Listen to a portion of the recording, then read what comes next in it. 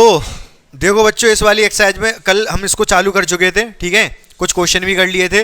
बाकी क्वेश्चन बीच में बहुत आसान है, एक आध दो क्वेश्चन और देख लो जो भी अच्छे से हैं, बाकी नेक्स्ट कंसेप्ट पे आते हैं हम, ठीक है। और अब जो क्वेश्चन आता है एग्जाम में वो अगली वाली एक्सरसाइज से आता है, बेस थ्योरम पढ़ोगे। उसमें क्या पढ़ोगे? Bayes theorem. और इंपॉर्टेंट थ्योरम है, काफ़ी अच्छे क्वेश्चन बनते हैं, काफ़ी इंटरेस्टिंग क्वेश्चन बनते हैं उससे, ठीक है। अभी आप पढ़ोगे अगली वाली एक्सरसाइज में।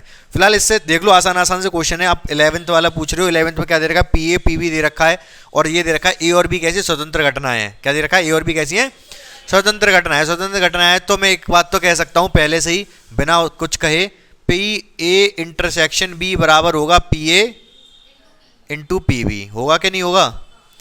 तो ये है 0.3, ये है 0.6, तो ये हो गया 0.18। सही बात है? बोलो हाँ या ना। ठीक है, पहला क्या पूछ रहा है अब इसमें? पी ए और बी कहाँ है? ए और का मतलब होता है इंटरसेक्शन।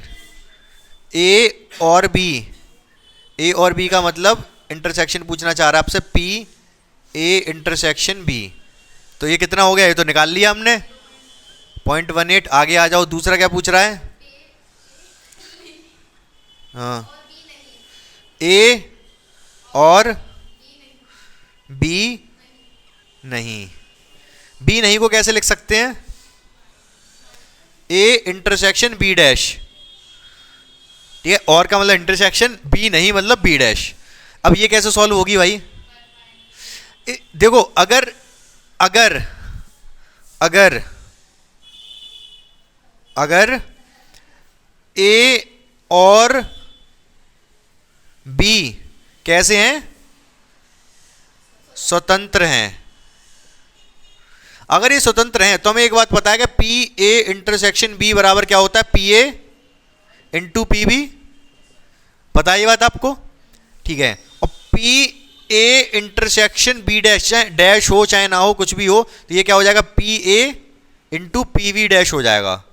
मतलब ये भी अलग अलग हो जाएंगे, अगर डैश हो ना हो कोई फर्क नहीं पड़ रहा। समझ रहे हो मेरी बात को? और क्या होता अगर P A dash intersection B dash होता, तो ये भी अलग अलग हो जाते, P A dash into B dash. मतलब अगर स्वतंत्र हैं तो डैश हो चाहे ना हो फर्क नहीं पड़ेगा। तो ये क्या हो जाएगा? P A into P B dash. P A कितनी दे रखी है? 0.3। ए के होने की प्रायिकता 0.3, बी के होने की प्रायिकता 0.6, तो ना होने की कितनी हो जाएगी? एक में से माइनस कर दो इसको। बी के होने की प्रायिकता अगर 0.6 है तो ना होने की 0.4, ना होने की 0.4, तो ये कितनी हो जाएगी? 0.4। ये आ जाएगा 0.12। क्या दिक्कत आ रही? तीसरा क्या कह रहा है? पी ए या बी। ए या बी का क्या मतलब है? P A union B. या का मतलब होता है यूनियन। या का क्या मतलब होता है? यूनियन। तो यूनियन, अगर यूनियन क्या होगा? यूनियन का फॉर्मूला होता है P A plus P B minus P A intersection B. P A कितना दे रखा है? 0.3। पी बी कितना दे रखा है? 0.6। ये कितना निकाल लिया हमने? 0.18। अब गुणा मतलब जोड़ घटाओ अपने आप कर लें, 0.9 में से इसको माइनस करेंगे 0.72 आ जाएगा। कितना आ जाएगा? 0.72। आ गया समझ? क्लियर है बिल्कुल? डाउट किसी को कुछ है तो पूछ लो अभी। अरे चौथा और है, बताओ क्या है चौथा? पी ए है, ए और बी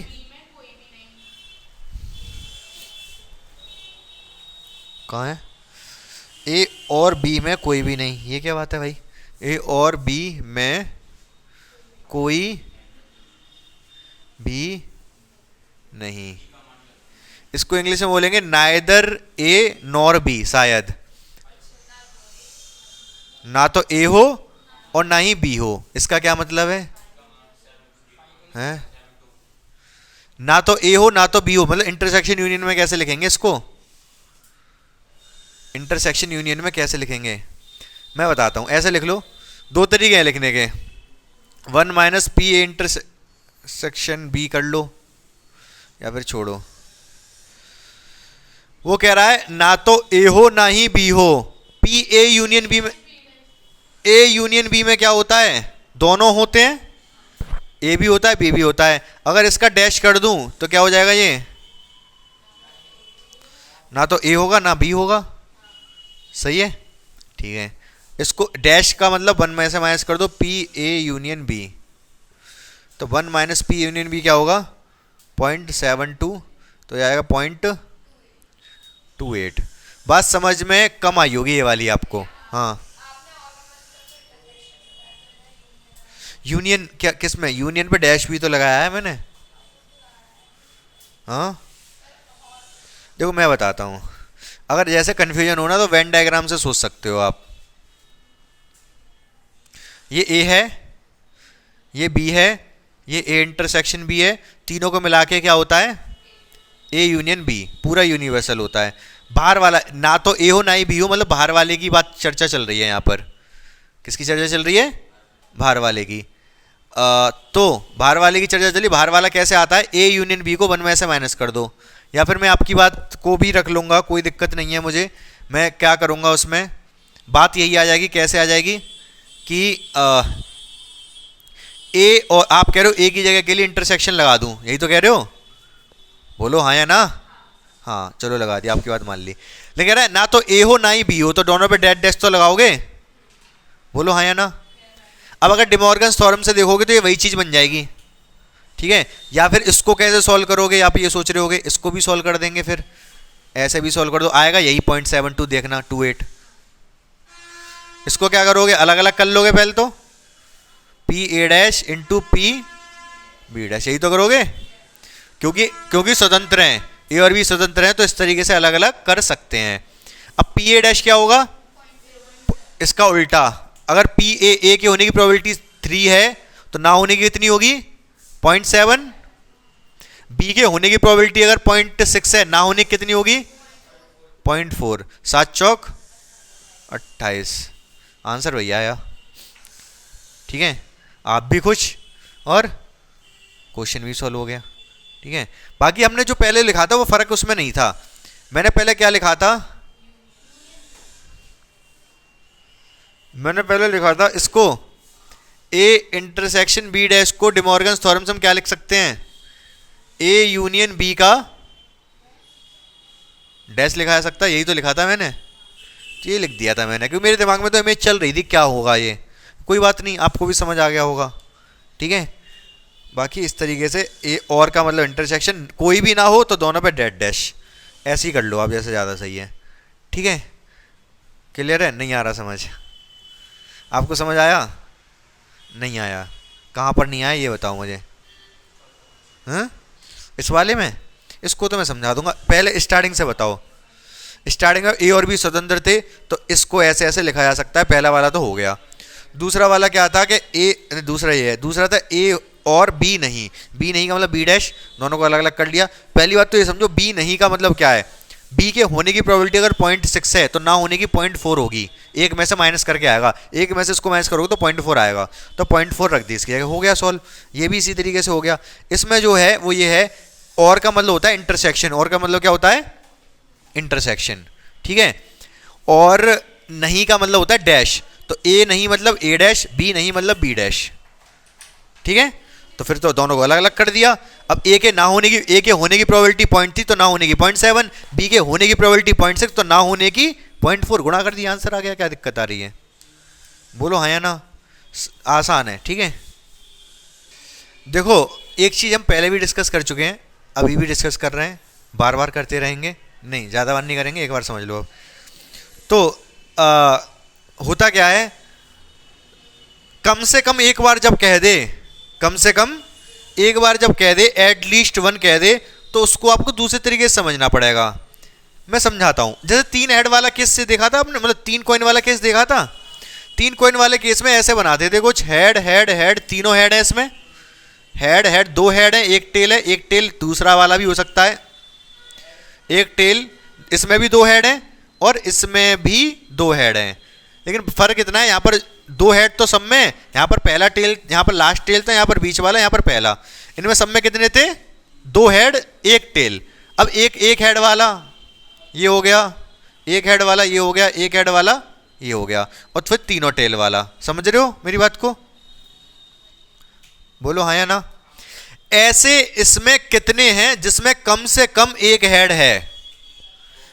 ऐसे इसमें कितने अवयव हैं, कितने मतलब कॉम्बिनेशन है जिसमें कम से कम एक हेड है? कितने हैं ऐसे?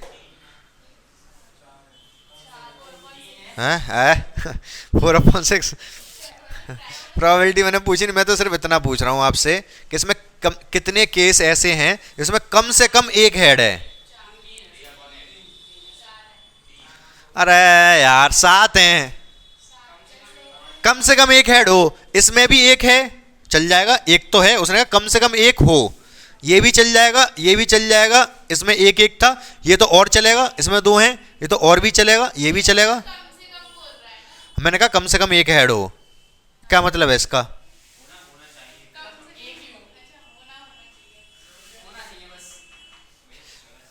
आपने अपनी मम्मी ने कहा कि कितनी लड्डू खाएगी, तो आपने कहा कम से कम 4 तो खाऊंगी, कम से कम 4 तो मेरे लिए छोड़ ही दो, बाकी आपके अपने ऊपर है, कितने भी छोड़ दो, 20 छोड़ दोगे 20 खा लोगे आप।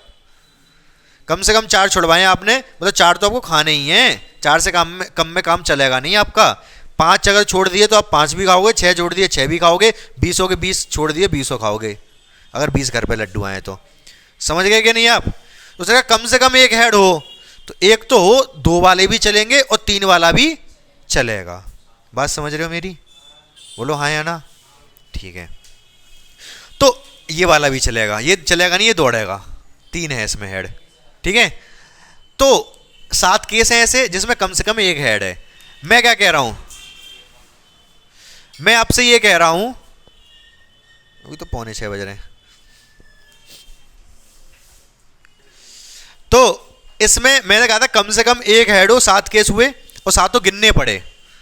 ठीक है, अब मैं ये कहूं कि कम से कम एक हेड हो का अपोजिट है, इसका उल्टा है कि कोई भी हेड ना हो, कोई भी हेड ना हो। कोई ऐसे कितने हैं जिसमें कोई भी हेड नहीं है? एक। ये इसका अपोजिट है, ये किसका, इसका क्या है? अपोजिट। अगर आपको वो पता करने हैं जिसमें कम से कम एक हेड है, तो टोटल में से इसको ही माइनस कर दो, 8 टोटल थे, 8 में से इसको माइनस कर दो, क्या निकल आएगा?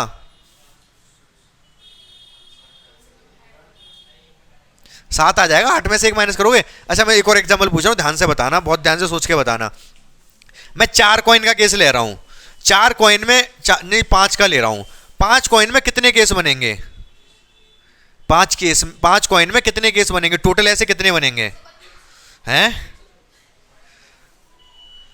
5 कॉइन है ना, 1 2 3 4 5, 2 इसमें, 2 इसमें भी हेड टेल, इसमें भी हेड टेल, तो हर में 2 केस होते हैं, हर एक में हेड या टेल। 2 2 2 सबकी कर दो, क्या कितना आएगा? ये 32 केसेस बनेंगे टोटल। अब मैं कह रहा हूं ऐसे कितने केस हैं जिसमें कम से कम 2 हेड हैं, जिसमें कम से कम 2 हेड हैं। कम से कम 2 हेड का अपोजिट क्या हो गया? अपोजिट, उल्टा। कम से कम 2 हेड का मतलब 2 भी चल जाएंगे, 3 भी चल जाएंगे, 4 भी चल जाएंगे और 5 भी चल जाएंगे। ठीक है, इसमें क्या नहीं चलेगा? एक हेड और 0 हेड वाले नहीं चलेंगे। समझ रहे हो? इसमें एक हेड और 0 हेड वाले नहीं चलेंगे, लेकिन मैं इन्हीं को निकाल ले रहा हूं। मैं क्या कर रहा हूं? यही वाले केस निकाल ले रहा हूं, टोटल में से माइनस कर दूंगा।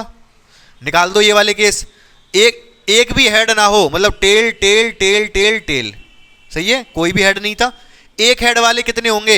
एक हेड यहां रख दिया, बाकी सब टेल, एक हेड यहां रख दिया, बाकी सब टेल, एक हेड यहां रख दिया, बाकी सब टेल, एक हेड यहां रख दिया। अरे आप बोलो, मैं ही बोलता रहूंगा, यही बात 4 बार बोल दी मैंने। एक हेड यहां रख दिया ठीक है, मनी मनी बोल रहे थे, तो और तो कोई बनेगा नहीं एक हेड वाला। तो कितने केस हैं ये? 6 हैं, 6 है ना, टोटल कितने हैं ये? 6। तो मुझे बता दो ऐसे कितने केस होंगे जिसमें कम से कम 2 हेड हैं? 26, क्योंकि टोटल 32 हैं, इन सब के केस टोटल कितने हैं? 32। ठीक है, इसके कितने हैं? 6, तो इसके कितने होंगे? 26। समझ पाए मेरी बात को या नहीं? कंसेप्ट मेरा क्लियर हुआ या नहीं ये वाला? हो गया, हल्का हल्का अगर हुआ होगा तो कोई बात नहीं, आगे देखते हैं।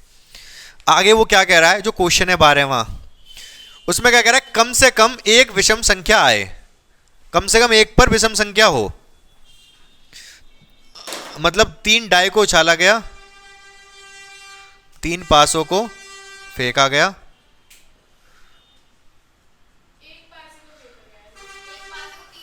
हाँ एक ही बात है, ये पहली बार, ये दूसरी बार, ये तीसरी बार, ठीक है। एक पासों को 3 बार फेंका गया, कम से कम एक पर विषम संख्या है, वो ये कह रहा है, क्या कह रहा है, कम से कम एक पर विषम संख्या है। तो ऐसे तो बहुत सारे केस बनेंगे, इस पे विषम, इस पे दोनों पे सम, इस पे विषम, इन दोनों पे सम, इस पे विषम, इन दोनों पे सम, हम ऐसे निकालेंगे ही नहीं। लेकिन हम तो ये कह रहे हैं कम से कम एक पे विषम संख्या कह रहा है ना, हम वो वाली प्रोबेबिलिटी निकाल रहे हैं जिसपे सब पे सम संख्या है, समझ रहे हो। हम वो वाली केस निकाल रहे हैं, उसकी प्रायिकता निकाल रहे हैं जिसपे सब पर सम संख्या है। कम से कम एक पर विषम संख्या का उल्टा क्या है, सब पर सम संख्या। इसमें कौन सा नहीं चलेगा, अगर इस पे मान लो 2 आया, इस पे 4 आया, इस पे 5 आया, ये चल जाएगा, बिल्कुल चल जाएगा, एक पे विषम संख्या है। इस पे है मान लो 7, ये चल जाएगा। हाँ, पहली बात तो 7 आता ही नहीं है पासे में, कैसी बात कर रहे हो यार आप लोग। 3, ठीक है, ये चल जाएगा, चल जाएगा। तो कम से कम एक विषम संख्या हो, तो 2 पर अच्छी बात है, समझ रहे हो, ठीक है। और ये चल जाएगा, ये भी चल जाएगा, ये भी चल जाएगा, तीनों पे विषम संख्या है, ठीक है। चलेगा कौन सा नहीं, केवल तीनों पर विषम संख्या वाला, सम संख्या वाला नहीं चलेगा। इस पर तीनों पे सम संख्या है, उसने कहा कम से कम एक पे तो विषम संख्या हो, तो तीनों पर सम संख्या वाले निकाल के 1 में से माइनस कर देंगे, टोटल प्रोबेबिलिटी 1 होती है। जैसे हमारा टोटल 32 था ना, 32 नहीं लेंगे, टोटल प्रोबेबिलिटी 1 होती है। इसके केस निकाल के, तीनों पे सम संख्या वाले केस निकाल के हम क्या कर देंगे, 1 में से माइनस कर देंगे। कितना परसेंट क्वेश्चन समझ में आ गया। हाँ,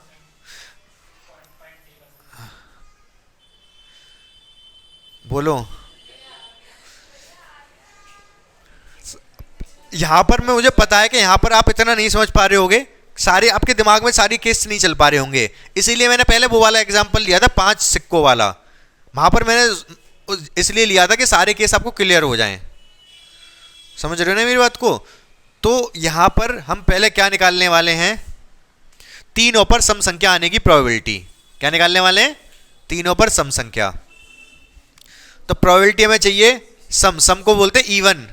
सम का एस लिख दूं, सम विषम एस, और वी सम विषम लिख दूं ऐसे ही, ठीक है। सम S1 intersection S2 intersection S3, यही तो चाहिए हमें, तीनों पर सम संख्या है चाहिए, ये नहीं निकाल रहा हूं ये, ठीक है। तीनों पर सम संख्या आने की प्रोबेबिलिटी कैसे निकली, पहले पर सम संख्या, पहले निकाल दे रहा हूं, पहले पे सम संख्या आने की प्रोबेबिलिटी कितनी है, हाँ 3/6। अरे ये पासा है, इसमें क्या क्या होता है, 1 2 3 4 5 6, इसमें 3 समय और टोटल 6, 3 समय तो ऊपर 3 आ गया, नीचे 6 आ गया। दूसरे पर सम संख्या आने की प्रोबेबिलिटी क्या है, हाँ 3/6 ही होगी। इस पे भी 1 2 3 4 5 6 कुछ भी आ सकता है, ठीक है।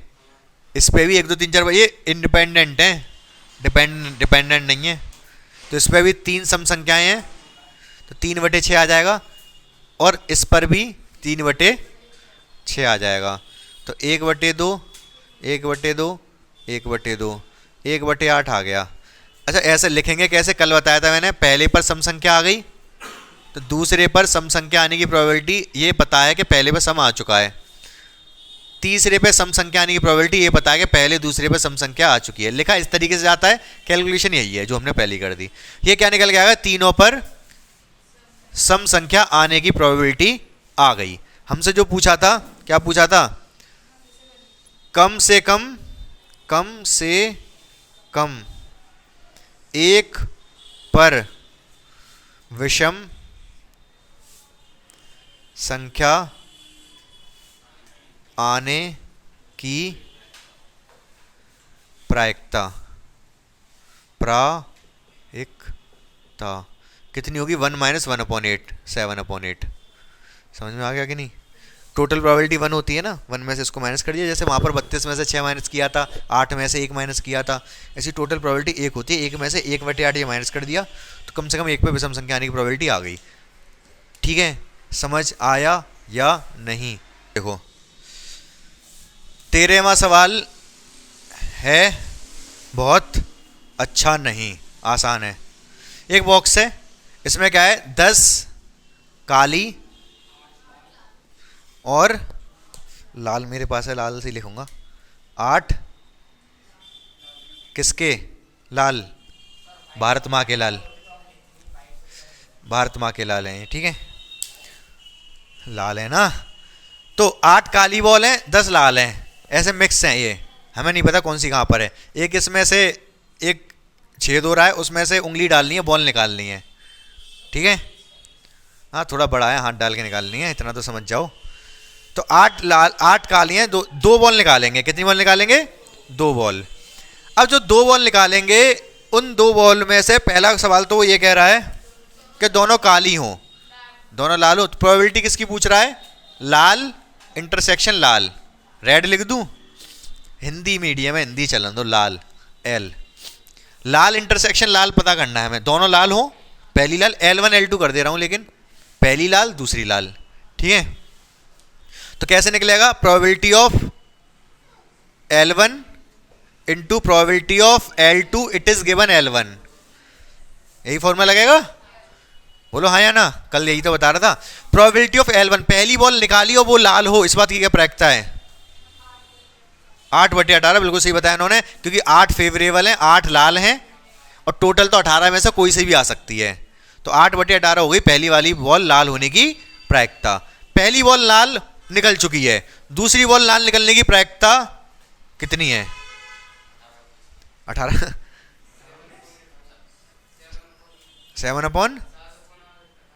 7/18,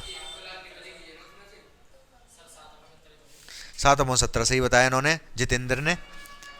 अब देखो टोटल बॉल बची है 17, एक निकल गई ना, अब 17 बची हैं टोटल, तो नीचे तो 17 आएगा, और लाल कितनी बची है? 7, तो फेवरेबल अब 7 बची हैं और टोटल 17 बची हैं, 7/17। इसको सॉल्व कर लेंगे, आंसर आ जाएगा।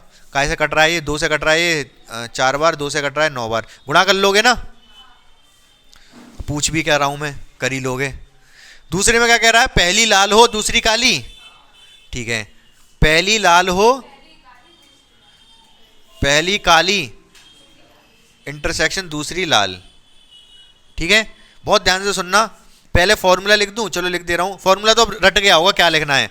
PK1 इंटू P, दूसरे वाले की लाल होने की प्रायिकता, इट इज गिवन, पहली काली थी, ठीक है, पहले की काली होने की प्रायिकता कितनी है गिरेंद्र? पहले की काली होने की प्रायिकता 10/18, ठीक है।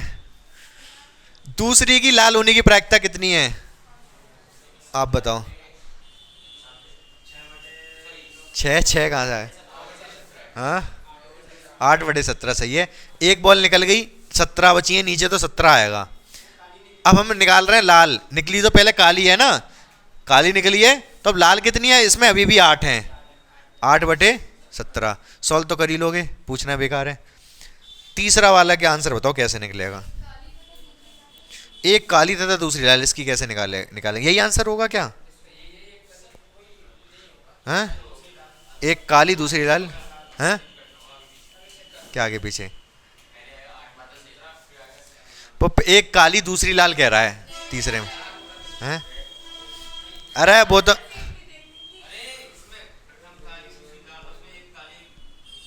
वो तो सेम ही चीज कह दी, सेम चीज है क्या दूसरा तीसरा? अंतर आप ढूंढो। हाँ मुझे नहीं पता, हम बताओ।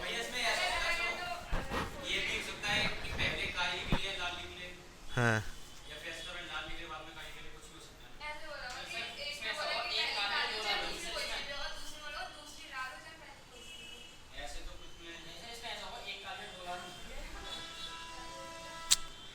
ध्यान से पढ़ो, मतलब मेरी बात सुनो और कॉपी में किताब में देखो। दूसरे में कह रहा है कि पहली काली और दूसरी लाल, यही कहा है उसने, मतलब पहली काली फिक्स है और दूसरी लाल फिक्स है।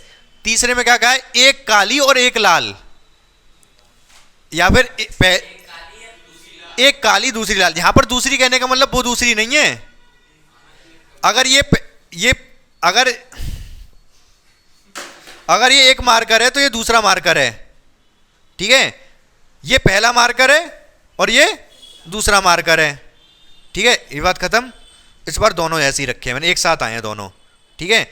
ये पहला व्यक्ति है तो ये दूसरा व्यक्ति है, यहां पर पहला दूसरा कुछ नहीं है, ये एक है, ये ऐसे हिंदी से समझ में नहीं आएगा, मैं इंग्लिश में समझाता हूं। नहीं नहीं करके नहीं, मैं इंग्लिश में समझाता हूं आपको, बहुत ध्यान से सुनना। ये फर्स्ट है, ये सेकंड है, कोई कंफ्यूजन नहीं है, सही बात है बिल्कुल। ये पहले आया फर्स्ट है, ये दूसरा आया ये सेकंड है, ठीक है। ये एक है, मतलब एक नहीं है, ये एक है, एक ही, चलो हिंदी में मान लो, ये एक है, ये अदर है। अदर भी मतलब दूसरा होता है, तो वो सेकंड का मतलब भी दूसरा होता है और अदर का मतलब भी दूसरा होता है। अदर मतलब अन्य, ये एक है तो ये अन्य है। अगर इसमें दूसरे की जगह अन्य कह देता ना तो आपको ज़्यादा क्लियर होता तीसरे वाले में। सिर्फ मैं आपको कंसेप्ट बता रहा हूँ, कंसेप्ट वो ये कहना चाहे, तीसरे वाले में कह रहा है एक काली है एक लाल है, यहाँ पहले दूसरे का चक्कर नहीं है, एक काली पहली हो चाहे दूसरी हो, एक निकाली फिर दूसरी निकाली, एक काली हो जाए एक लाल हो जाए। यहाँ पर तो जो हमने निकाली थी वो पहली काली दूसरी लाल निकाली थी, वहाँ पर क्या निकालेंगे, एक काली दूसरी लाल, मतलब ये तो रहेगा ही। और एक और केस रहेगा जिसमें कि पहली लाल होगी दूसरी काली होगी। तीसरे वाले का आंसर क्या होगा, तीसरे वाले को होगा काली, पहली काली दूसरी लाल प्लस पहली लाल और दूसरी, दोनों ही जोड़ के आंसर बताना पड़ेगा, दोनों को जोड़ लोगे तब आंसर बताओगे, क्योंकि वहां पर ये बोला है कि एक काली हो एक लाल हो, इससे मतलब नहीं पहली दूसरी हो। समझ पा रहे मेरी बात को, तो दोनों को सॉल्व कर लोगे आंसर निकल आएगा, ठीक है। ये तो यही वाला हो गया 10/18 8/17, इसका कितना होगा, पहली लाल हो 8/18, भाई पहली लाल हो 8 लाल है टोटल 18 है, और दूसरी काली की कितनी हो जाएगी 10/17। काली तो 10 है बीबी, लाली तो निकली, 10 काली हैं और टोटल 17 है। इसको सॉल्व कर लोगे तो आंसर आ जाएगा। बात समझ में आ रही है, ठीक है, दोनों सेम है, 2 टाइम्स हो जाएगा। ये समझ में नहीं आया, ये चीज प्रायिकता है, इसमें पहली काली निकली थी दूसरी लाल निकली थी, ये चीज प्रायिकता है, इसमें पहली लाल निकली दूसरी काली निकली, दोनों ही अगर चीजें होंगी तो हमारे काम की हैं, चाहे ये हो जाए चाहे ये हो जाए। इसमें पहली काली है दूसरी लाल है, इसमें पहली, प्लस क्यों कर रहे हैं, प्लस क्यों कर रहे हैं, अब फिर ये भी पूछ सकते हो यहाँ गुणा क्यों कर रहे हैं, गुणा पता है, तो देखो मैं बताता हूँ प्लस क्यों कर रहे हैं। 2 तरीके समझ सकते हैं, ये म्यूचुअली एक्सक्लूसिव इवेंट है, जब एक्सक्लूसिव होते हैं तो प्लस करते हैं, इंडिपेंडेंट होते हैं तो मल्टीप्लाई करते हैं। अब सोच रहे हो एक्सक्लूसिव इंडिपेंडेंट क्या है, जैसे ऐसे समझो, ये जो घटना है एक के बाद एक हो रही है, जब कोई चीज़ एक के बाद एक होती है तो उसमें गुणा लगता है। अगर ये चीज़ हो रही है तो क्या ये होगी, परम्यूटेशन कॉम्बिनेशन में बताया था, अगर ये चीज़ हो रही है तो ये नहीं होगी, ये हो रही है तो ये नहीं होगी, ऐसी कंडीशन में प्लस किया जाता है। समझ रहे हो ना, क्या प्लस किया है इसलिए। अब आ जाओ 14वें क्वेश्चन में फटाफट। अगला जो क्वेश्चन दे रखा है कौन सा नंबर है 14, बहुत ध्यान से आप इसको क्या करोगे समझोगे, ठीक है। तो है क्या क्वेश्चन, दो लोग हैं ए और बी, ए समस्या को सॉल्व कर देगा, इस बात की प्रोबेबिलिटी कितनी दे रखी है 1/2, बी उस समस्या को सॉल्व कर देगा, इस बात की प्रोबेबिलिटी कितनी दे रखी है 1/3। यहाँ तक क्लियर है, ठीक है, 1/2 1/3। अब ये कह रहा है, वो कंडीशन क्या चल रही है मैं समझाता हूँ सवाल क्या है। ये 2 व्यक्ति हैं ए और बी, उन एक कोई समस्या है, कोई प्रॉब्लम है, सवाल है, दोनों को लोगों को दे दिया गया, वो 5 मिनट का टाइम दे दिया गया। जिसने क्वेश्चन दिया उसको आंसर चाहिए किसी भी तरीके से, चाहे कोई दे, उससे मतलब नहीं है। दोनों क्वेश्चन दे दिया, 5 मिनट का टाइम दे दिया। अब उसका क्वेश्चन सॉल्व होगा, ऐसी कौन कौन सी परिस्थितियां जिनमें क्वेश्चन उसको आंसर मिल जाएगा, या तो ए सॉल्व कर दे या बी सॉल्व कर दे या दोनों कर दें, तो उसको आंसर तो मिल ही जाएगा। अगर केवल और केवल एक सॉल्व कर रहा है, बी नहीं कर पा रहा है, तब उसको आंसर मिल गया। अगर बी ने सॉल्व किया, ए ने नहीं किया, तब भी उसको आंसर मिल गया। अगर दोनों ने सॉल्व कर दिया तब भी उसको आंसर मिल गया।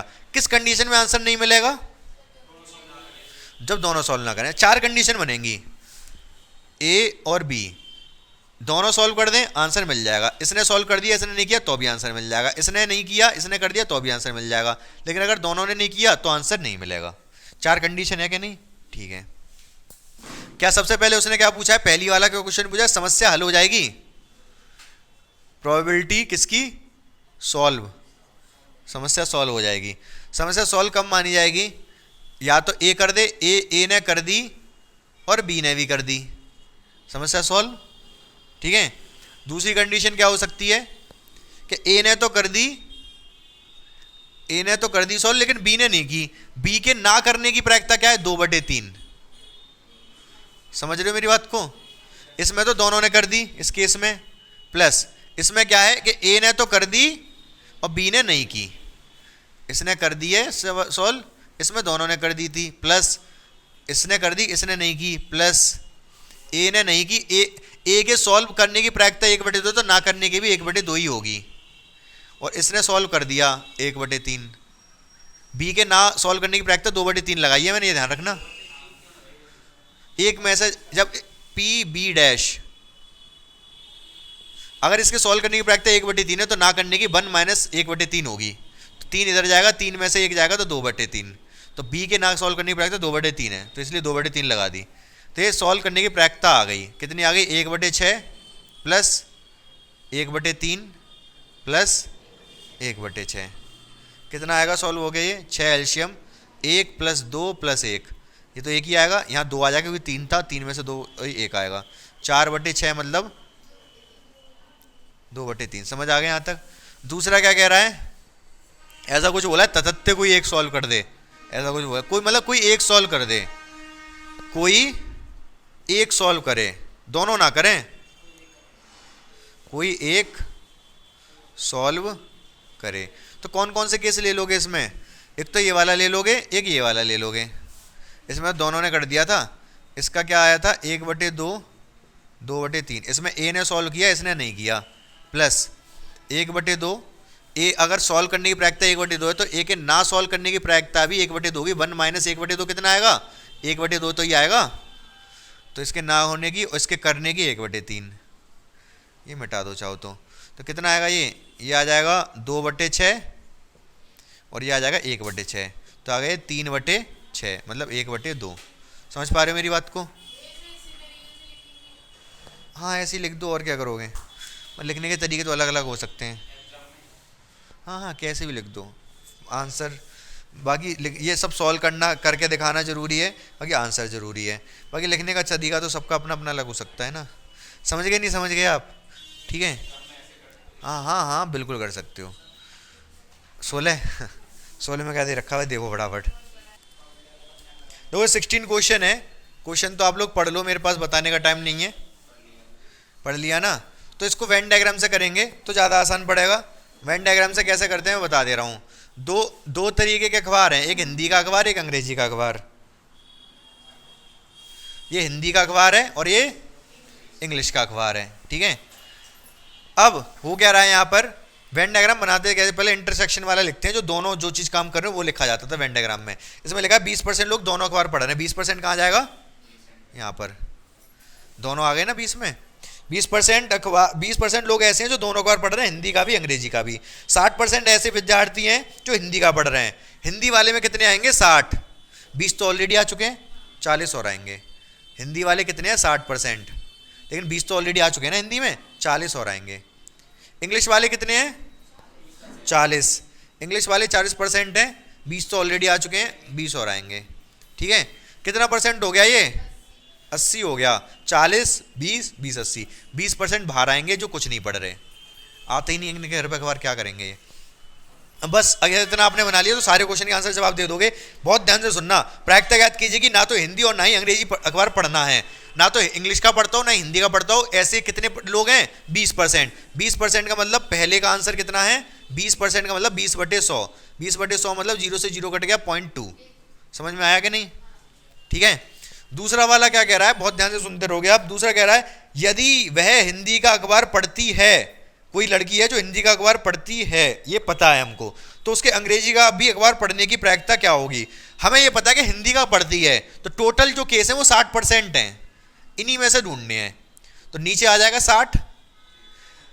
अब प्रायिकता बतानी है कि वो अंग्रेजी का अखबार पढ़ती है, ये तो पता है कि हिंदी का पढ़ती है, ये गिवन है, तब अंग्रेजी का पढ़ती है। ऐसे कितने 20% ऐसे हैं जो तब हिंदी का पढ़ने के साथ साथ अंग्रेजी भी पढ़ते हैं, तो ऊपर 20 आ जाएगा, इससे ये कटेगा 1/3, 1/3 का मतलब 0.33। ठीक है। तीसरा क्या कह रहा है? तीसरा, यदि वह अंग्रेजी का अखबार पढ़ती है, अंग्रेजी का पढ़ती है तो नीचे आ जाएगा 40, क्योंकि अंग्रेजी वाले हैं 40। ठीक है, ये हमें ज्ञात है, ये गिवन है, तो नीचे आ जाता है गिवन वाला, मैंने आपको बताया था बहुत अच्छे से। हाँ, 40 है, 40 टोटल 40 हैं पूरे में, नीचे 40 आ गया। तो हिंदी का भी एक बार पढ़ने की प्रायिकता कितनी होगी? अगर इंग्लिश का पढ़ रही तब हिंदी अगर इंग्लिश का पढ़ रही है, इसमें से हिंदी वाले कितने हैं? 20%, तो ऊपर 20 आ जाएगा, आंसर आ जाएगा 1/2। समझ गए कि नहीं समझ गए? बोलो हाँ या ना। अब इसको प्रोबेबिलिटी से बता दे रहा हूँ फटाफट।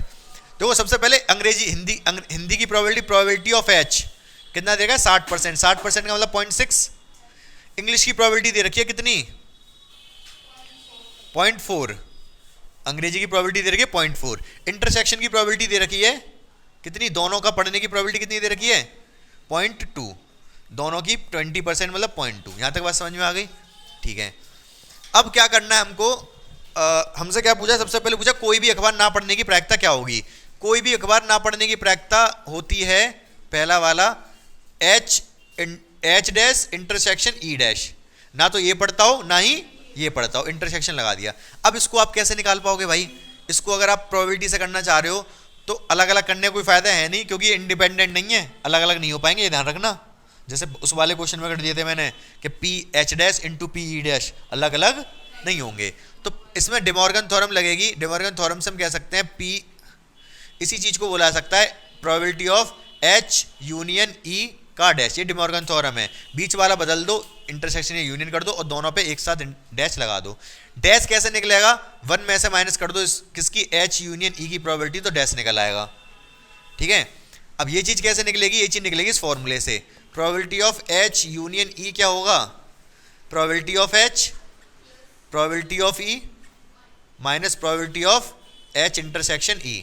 ये दे रखा है 0.6, ये दे रखा है 0.4, ये दे रखा है 0.2, ये आ जाएगा 0.8। ठीक है, ये 0.8 सॉल्व कर लेना, 0.8 आ जाएगा। तो हमसे पूछी जा रही है probability of H dash intersection E dash, ये कितनी होगी? 1 माइनस प्रोबेबिलिटी ऑफ ये कितनी? 0.8, तो कितना आ गया? 0.2। यहाँ से भी 0.2 निकल के आई थी, समझ पाए? ये बाहर वाले, यहाँ पर इतना तामझाम करना पड़ा। दूसरा क्या पूछ रहा है? प्रोबेबिलिटी ऑफ इंग्लिश का पढ़ने की, ये गिवन है कि हिंदी क्या पढ़ती है, यही तो था।